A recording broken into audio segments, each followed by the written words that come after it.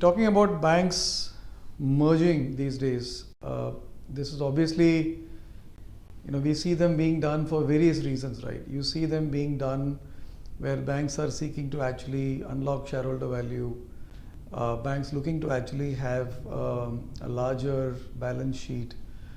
We see them where regional portfolios are being transacted. But whichever way one looks at the reasons for the M&A or integration, as we call it, the classic 5-stage process that any integration goes through is it starts with the due diligence and what you call as a valuation exercise and alignment on that.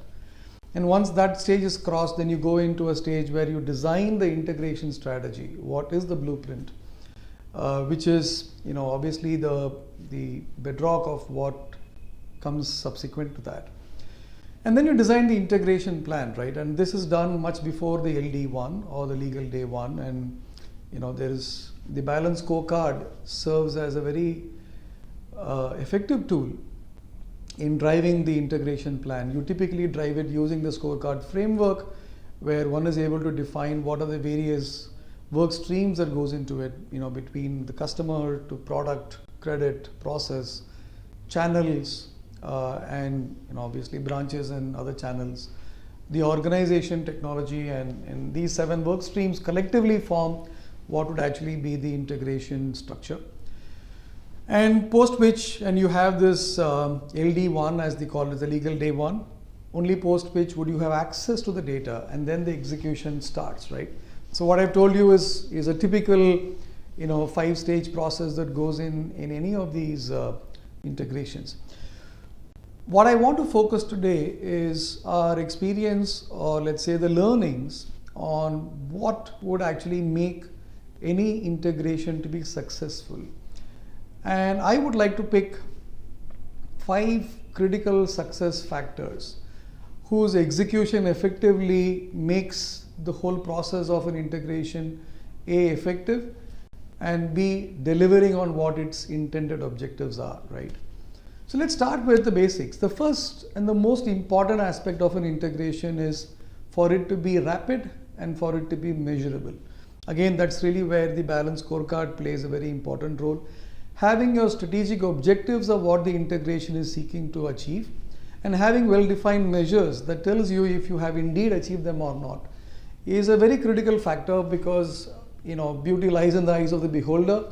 And if you haven't got your measures defined and what you're seeking to achieve as those targets, then it becomes hard to quantify if it was indeed successful or not. So my first success factor is having a measurable, rapid execution.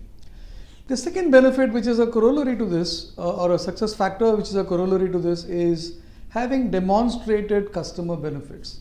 It's not enough to say that I am integrating a portfolio of X million customers, but having an articulated and demonstrated benefits that comes in by way of what is being defined as a value proposition for the end customer, which is both from the bank that is integrating and the bank that is getting integrated.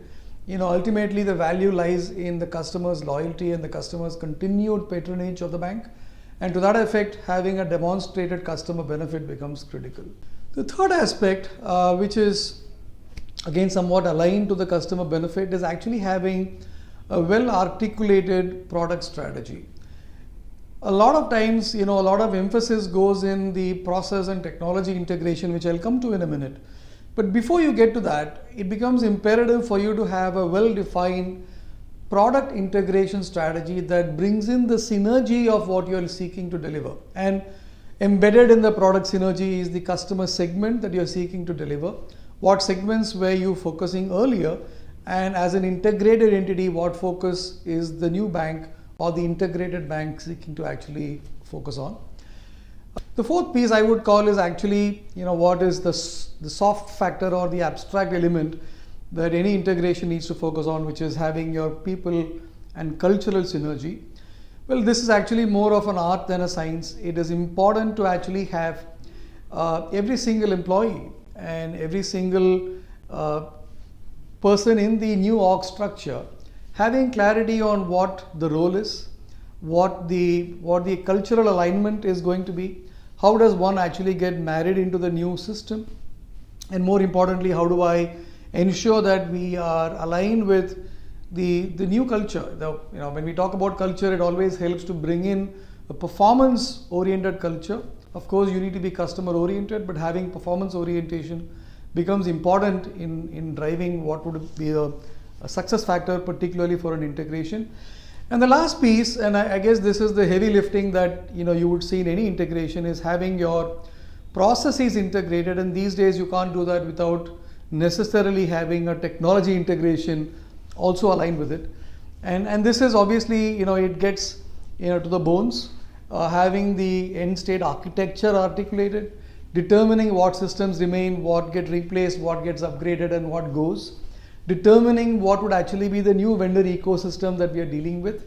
And the most important piece is to make sure that you're migrating all data, and this could be financial, non-financial, customer data, sensitive data.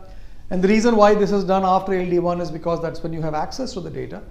But having an effective migration and making sure the customer is transparent to this, and the whole process is being done seamlessly where the experience of the customer is not impacted.